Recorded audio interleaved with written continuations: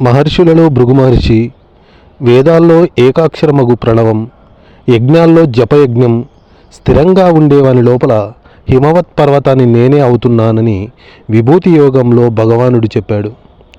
ఏదైనా భగవన్నామాన్ని లేక పవిత్రమైన మంత్రాన్ని మళ్ళీ మళ్ళీ స్మరించడమే జపం. అది యోగంలోని ముఖ్యాంశాల్లో ఒకటి. జీవుడికి అది ఆధ్యాత్మిక ఆహారం, మనిషిని దేవునితో సమానంగా మార్చే స్పర్శవేది.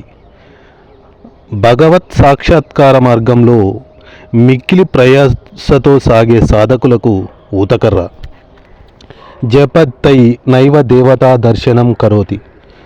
భగవన్నామ జపం వల్లనే దేవతా దర్శనం కలుగును. కలియుగంలో ఇంకో మార్గం లేనే లేదు అని దీని అర్థం. ఒక నిర్దిష్టమైన మంత్రంతో సంబంధిత దేవతను స్మరిస్తూ సరైన రీతిలో జపించాలి. అప్పుడు ఏర్పడిన శబ్ద తరంగాల ప్రకంపనాలు అత్యున్నత దశలో ఆ దేవతారూపాన్ని స్పృశించగలవు. మనం జపించే నామానికి, మంత్రానికి, మంత్రాది దేవతకు భేదం లేదు.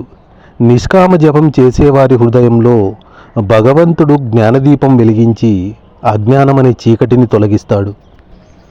వాచికం, ఉపాంశు, మానసం అని జపం 3 విధాలుగా ఉంటుంది. మానసిక జపం మిగతా రెండింటికన్నా ఎక్కువ. ఇది చాలా ఉత్తమం. ఇందులో ఇష్టదేవతా నామాన్ని లేక మంత్రాన్ని మనస్సునందే జపిస్తూ ఉంటే ఏకాగ్రత పెరుగుతుంది. ఆనందం అనే సుగంధం గుబాలిస్తుంది. తన్మయత్వం ప్రాప్తిస్తుంది. ఇది ఆ దేవత అనుగ్రహానికి శుభసూచకంగా గుర్తించాలి. కాల్చే శక్తి అగ్నికి సహజ లక్షణమైనట్లుగా జపం సాధకుని పాపాలను పూర్తిగా దహించి ఇష్టదేవతా దర్శనం ప్రాప్తిస్తుంది. జపానికి పవిత్రత, హృదయపూర్వక భావం, ఏకాగ్ర చిత్తం మాత్రమే ముఖ్యం కానీ జప సంఖ్య ముఖ్యం కాదు. కృషి చేసేవానికి కరువు లేదు, జపం చేసేవానికి పాపం అంటదు.